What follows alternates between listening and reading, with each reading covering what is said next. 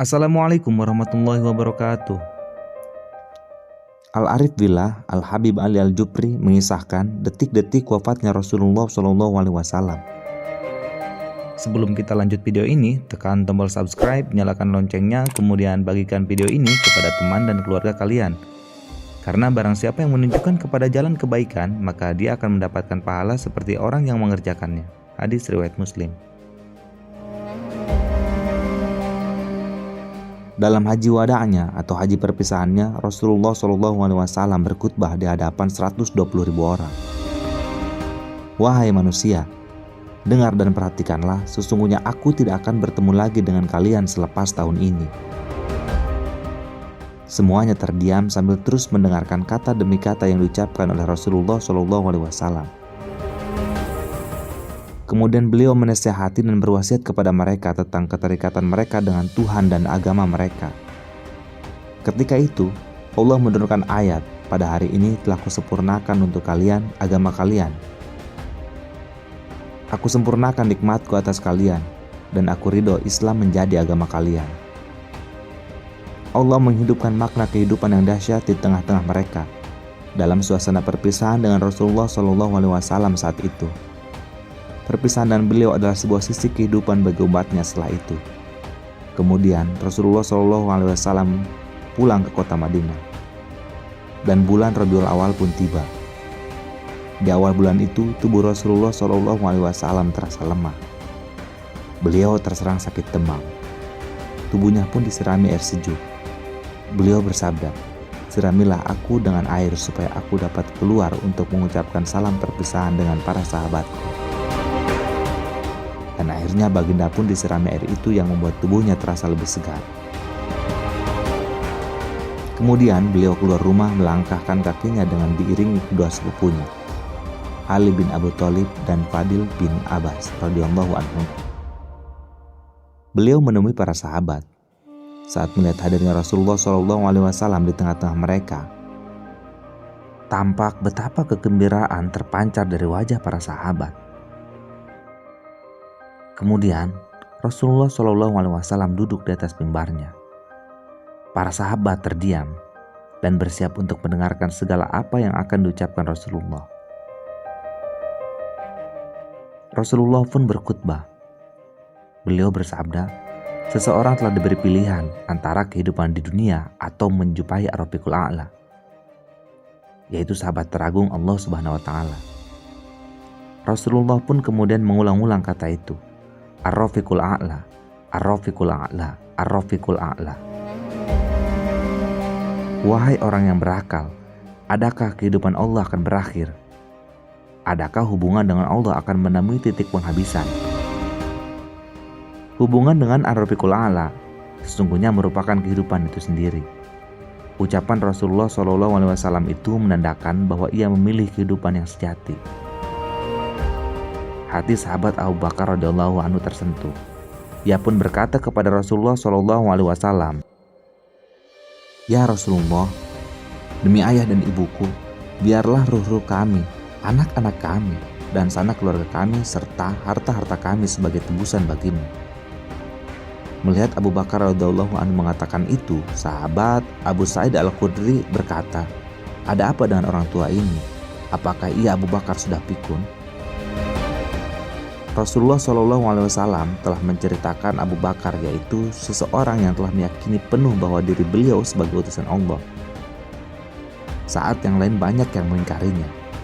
Kelak Abu Sa'id mengatakan, "Selepas wafatnya Rasulullah, aku baru tahu perkataan Abu Bakar itu perkataan yang tepat." Rasulullah SAW memandang Abu Bakar, pandangan yang penuh makna. Kemudian beliau berkata, "Biarkanlah sahabatku berkata kepadaku, orang yang paling percaya kepadaku adalah Abu Bakar. Sekiranya aku memilih kawan dekat, niscaya aku akan memilih Abu Bakar. Tutuplah pintu rumah kalian yang menuju masjidku, kecuali pintu rumah Abu Bakar." Kemudian para sahabat meminta Rasulullah SAW untuk berwasiat kepada mereka. Kala itu di antara yang diwasiatkan Rasulullah SAW yaitu, "Berwasiatlah kalian terhadap para wanita dengan kebaikan. Wasiat ini menyimpan makna yang luar biasa, yang beliau katakan di saat beliau hendak mengucapkan salam perpisahan kepada umatnya. Maknanya, agar kita mewujudkan hubungan yang baik sesama manusia sepeninggal beliau, yang dengannya kehidupan akan berjalan harmonis. Beliau mewasiatkan ini agar kita dapat menggapai kehidupan yang sebenarnya, yaitu tatkala kita menjalani kehidupan ini penuh dengan kebaikan. Beliau juga berwasiat, dan berwasiatlah kalian dengan baik terhadap keluargaku. Beliau ingin kita dapat terus hidup berkesinambungan dengan beliau. Kenapa beliau mengatakan keluarga yang dinisbatkan sebagai keluarga beliau? Keluargaku, hal itu disebabkan beliau ingin mengajarkan kepada kita bahwasannya perpindahan beliau dari alam dunia tidak dimaksudkan sebagai terputusnya hubungan umat dengan beliau. Seakan beliau mengatakan, hubungan kalian denganku tak akan terputus sekali kalian berhubungan dengan keluargaku. Wasiat beliau lainnya, janganlah kalian menjadi kafir selepas kepergianku, dan janganlah kalian berperang satu sama lain. Beliau pun terus berwasiat kepada para sahabat dengan wasiat-wasiat yang lainnya. Sebagian di antara mereka mengatakan, "Ya Rasulullah, jika engkau wafat, siapakah yang akan memandikanmu?" Beliau menjawab, "Seseorang di antara ahlul baitku."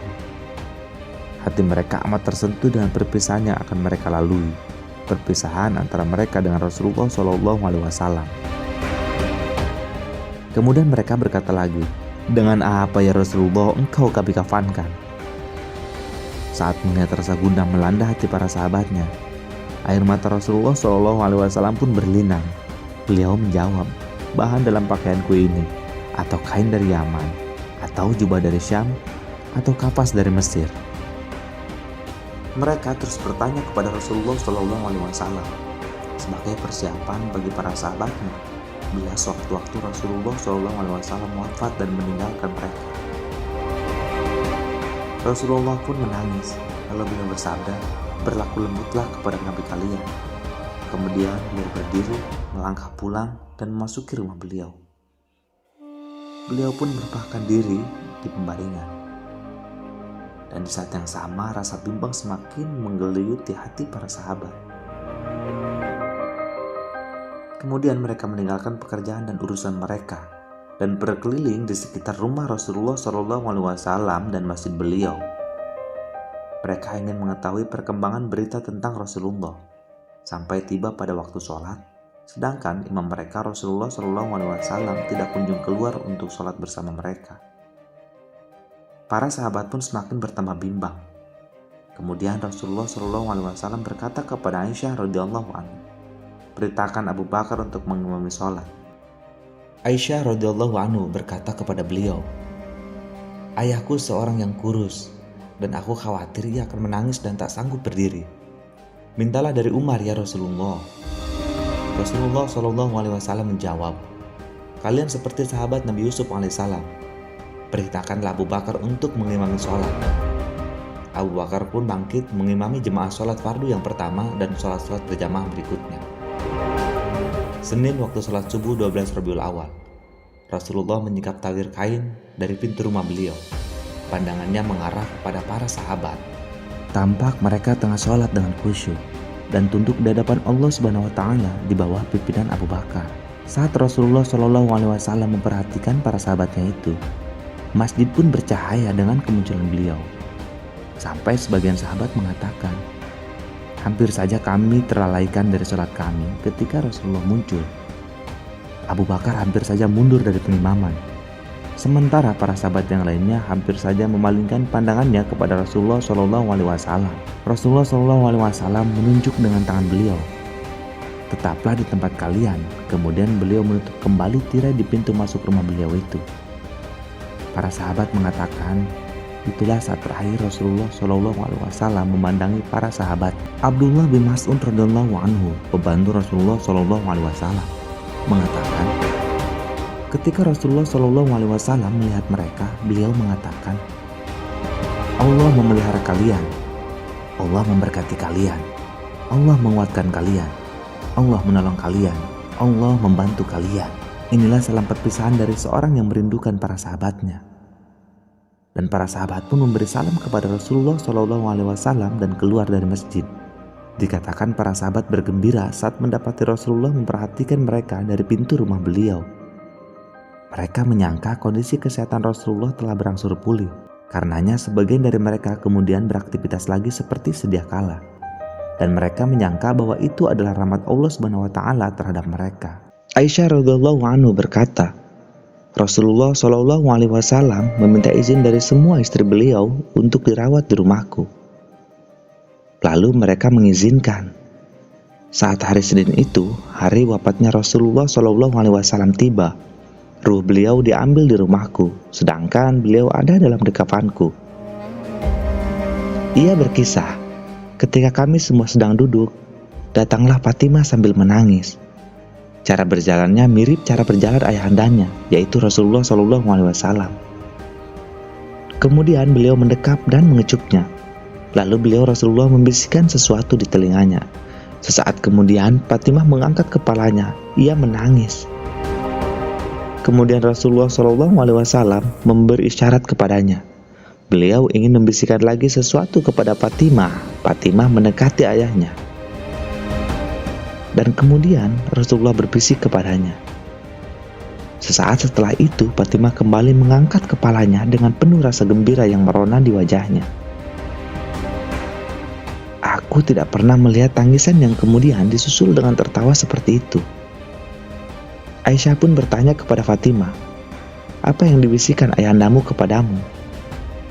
Fatimah menjawab, jangan engkau hiraukan hal itu, karena aku tak mau membuka rahasia ini selagi beliau masih hidup. Kelak ketika Rasulullah wafat, Aisyah bertanya lagi tentang hal itu. Fatimah mengatakan, ya, ketika aku mendekati ayahku, beliau berbisik kepadaku, wahai Fatimah, sekali dalam setahun Jibril mendatangiku untuk membacakan Al-Quran kepadaku. Dan pada tahun ini ia telah mendatangiku 2 kali. Dan Allah telah memberikan pilihan kepada ayahmu antara dunia dan Ar-Rafiqul A'la. Ayahku memilih Ar-Rafiqul A'la. Dan aku diberitahu bahwa nyawanya akan dicabut pada hari itu. Lalu aku pun menangis. Kemudian beliau memanggilku lagi dan membisikkan kepadaku, apakah engkau suka bahwa engkau menjadi penghulu wanita sekalian alam dan menjadi orang yang pertama kali akan menyusulku? Aku pun bergembira dengan berita dari ayahku itu. Kematian adalah sesuatu yang menyedihkan. Bagaimana dengan kabar kematianmu, wahai Zahra? Fatimah mengatakan, berita kematianku ini mempercepat pertemuanku dengan orang yang aku kasihi, dan inilah kehidupan yang sesungguhnya bagiku. Aisyah melanjutkan kisahnya, yaitu dialog dengan malaikat maut. Sebelum itu kami mendengar ada sesuatu yang bergerak di balik pintu. Dan itu adalah Jibril. Jibril meminta izin Rasulullah untuk masuk. Dan beliau mengizinkannya. Kemudian aku mendengar Rasulullah SAW berkata kepadanya, wahai Jibril, Ar-Rafiqul A'la, Ar-Rafiqul A'la. Kami tahu bahwa sangkaan kami adalah tepat. Kemudian aku bertanya kepada Rasulullah, apa yang telah terjadi wahai Rasulullah? Rasulullah menjawab, itulah Jibril yang datang dan berkata, malaikat maut telah berada di depan pintu dan meminta izin. Dan tidaklah malaikat maut meminta izin kepada seorang pun baik sebelum dan sesudahmu. Dan dia Jibril mengatakan, Allah menyampaikan salam kepadamu, dia telah merindukanmu. Maka wahai orang-orang yang berakal, apakah perpindahan kepada Tuhan yang merindukannya merupakan suatu kematian? Bukan. Kehidupan yang sebenarnya adalah perpindahan kepada Allah yang Maha Hidup. Kemudian malaikat maut mengatakan kepada Rasulullah SAW, jikalau engkau berkenan, aku akan mencabut ruhmu untuk menemui Ar-Rafiqul A'la.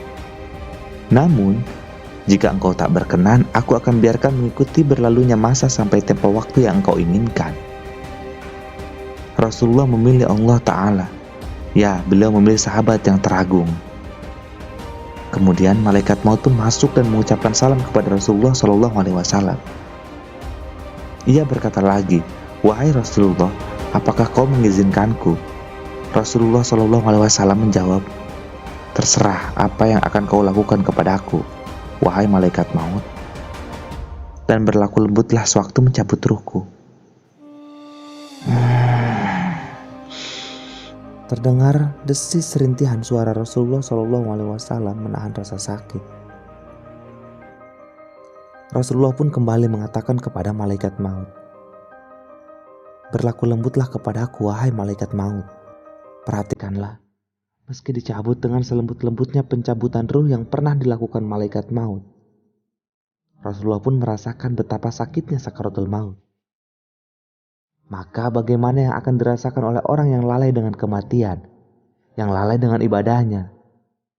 Mereka tidak merenungi saat-saat ketika nyawa dicabut pada saat sakaratul maut. Beratkan bagiku, kata Rasul, ringankan bagi umatku. Maka menanjak naiklah ruh mulia baginda Rasulullah SAW, yang ditandai dengan sentakan kedua kaki beliau. Peluh pun bercucuran dari dahi baginda, peluh yang bagaikan butiran permata berbau kesturi. Rasul pun menyapu peluhnya itu dengan tangannya, dan kemudian meletakkan tangannya pada sebuah wadah di tepinya untuk menyejukkan tubuhnya. Kembali suara berdesis dari lisan suci beliau, lantaran rasa sakit yang dialami pada saat sakaratul maut. Beliau pun mengatakan, sesungguhnya maut itu amatlah berat. Ya Allah, ringankan beratnya maut terhadapku. Maka para malaikat dari langit pun turun kepada beliau. Mereka berkata, Ya Rasulullah, sesungguhnya Allah menyampaikan salam atasmu.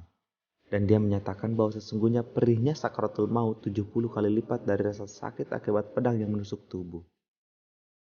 Rasulullah pun menangis dengan tangisan yang tak ada tangisan lain yang lebih menyedihkan bagi kalian semua. Beliau berdoa, Ya Allah, beratkanlah sakaratul maut ini atasku, tapi ringankanlah atas umatku.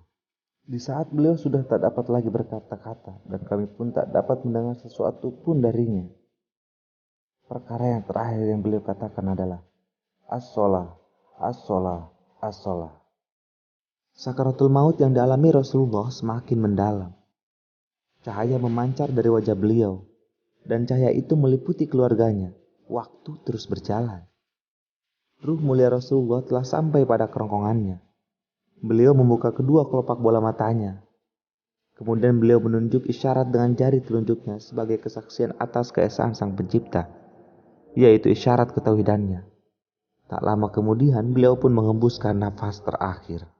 Ketika para penghuni rumah itu menyaksikan kepergian Rasulullah SAW, yaitu setelah ruh beliau meninggalkan jasad beliau, tangis pun meledak menyelubungi seisi rumah.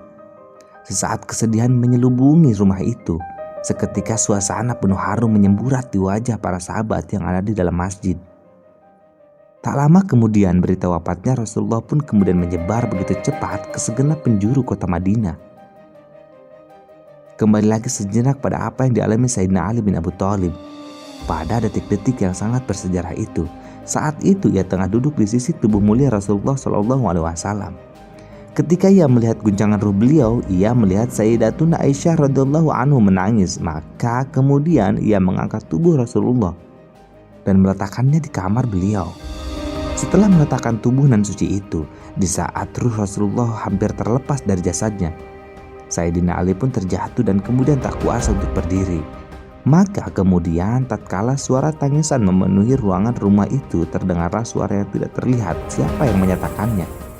Mereka mendengar suara yang mengatakan, Inna lillahi wa inna ilaihi raji'un. Ya ahlal bait, ya azamallahu azrakum, isbiru wahtasibu mushibatakum, fa inna Rasulullah faratukum bil jannah. Sesungguhnya kita ini milik Allah dan akan kembali kepadanya. Wahai penghuni rumah, semoga Allah membesarkan ganjaran pahala kalian. Bersabarlah dan bermuhasabahlah dengan musibah yang kalian alami ini. Maka sesungguhnya Rasulullah mendahuluimu sekalian di surga.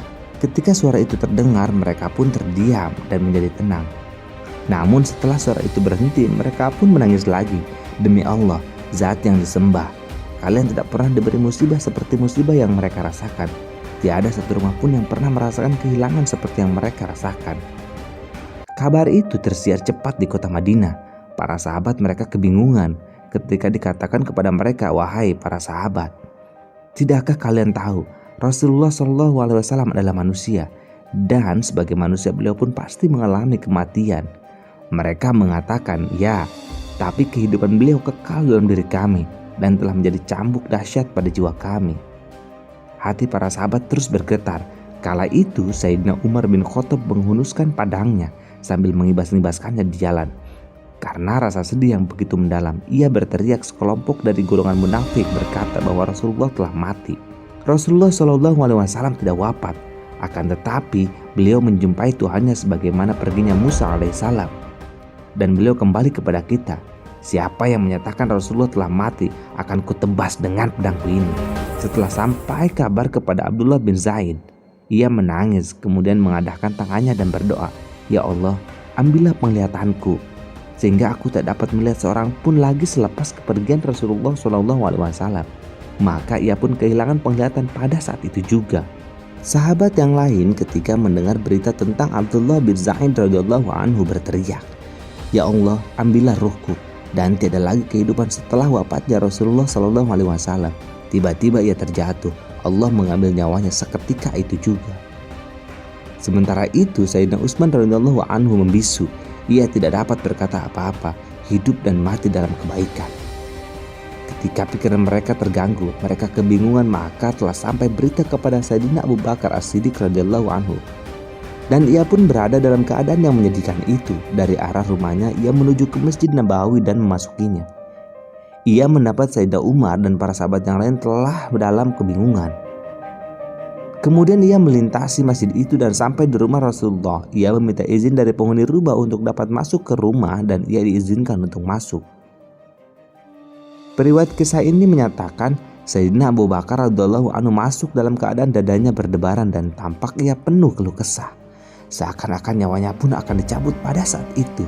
Ia menangis, kemudian terdengar darinya suara bagaikan bergolaknya air yang tengah mendidih. Ia memalingkan wajahnya, sementara air matanya terus bercucuran. Saat itu jasad mulia Rasulullah SAW diselimuti kain.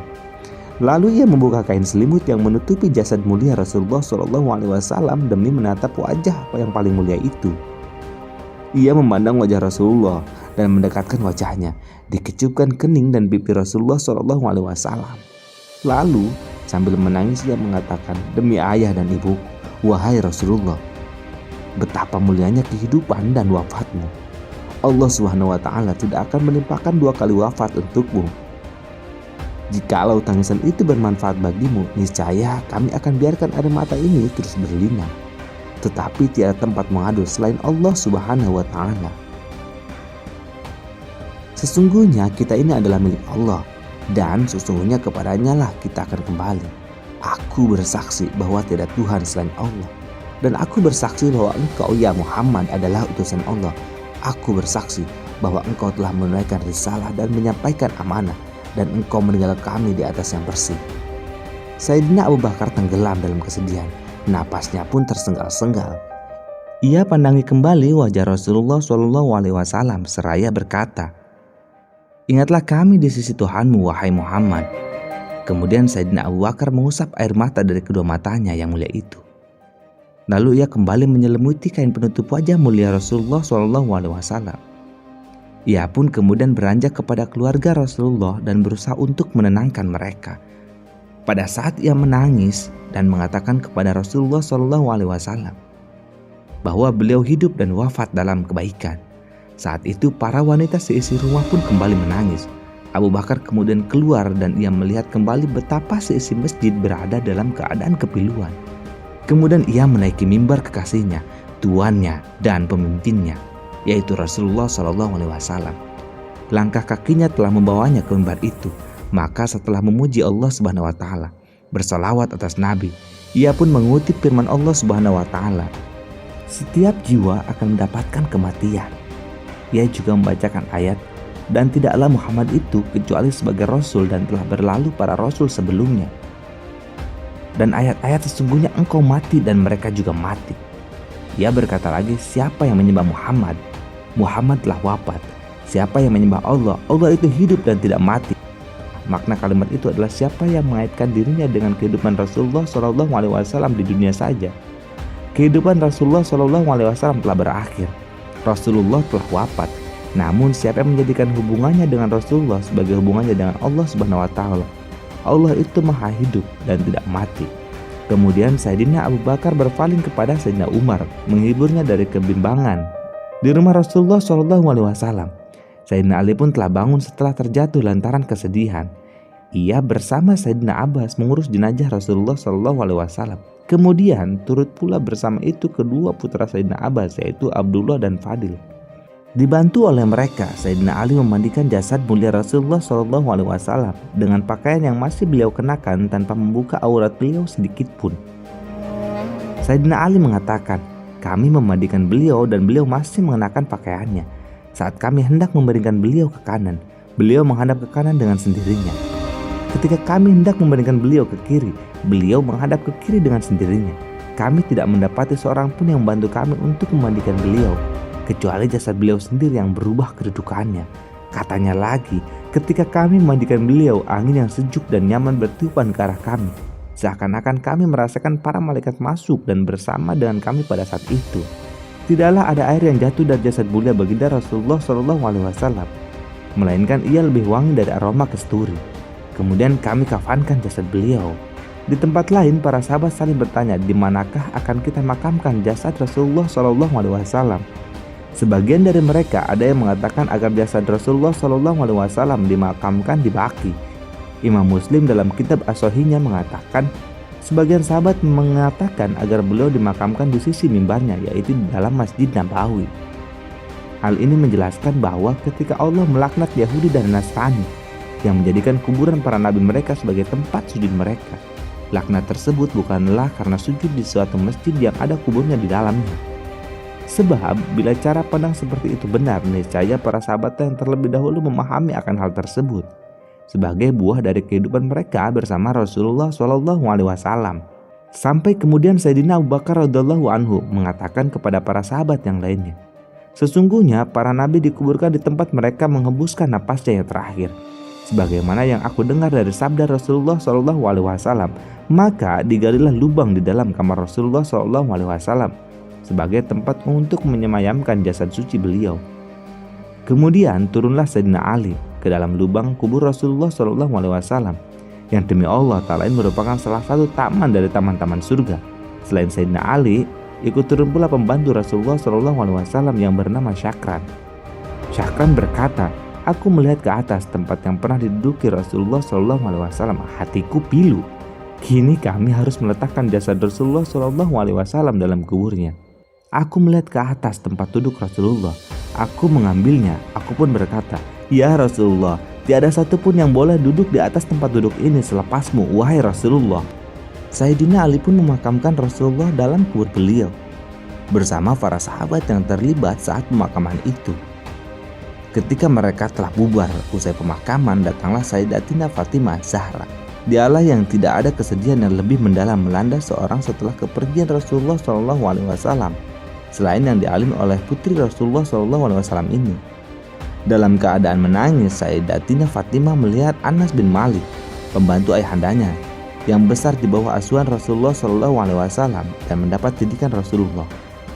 Di rumah beliau itu, kemudian ia berkata kepada Anas, ya Anas, engkau sanggup meletakkan tangan di atas tubuh Rasulullah?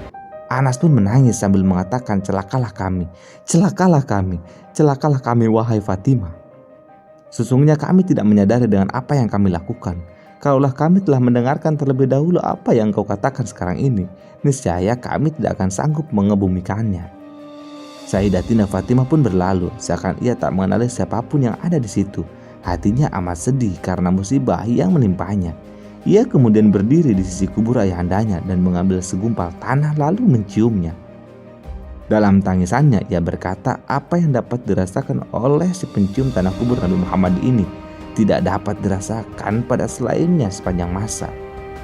Aku ditimpa musibah dengan musibah yang jika musibah selainnya menimpaku setiap hari pun niscaya tak mengapa.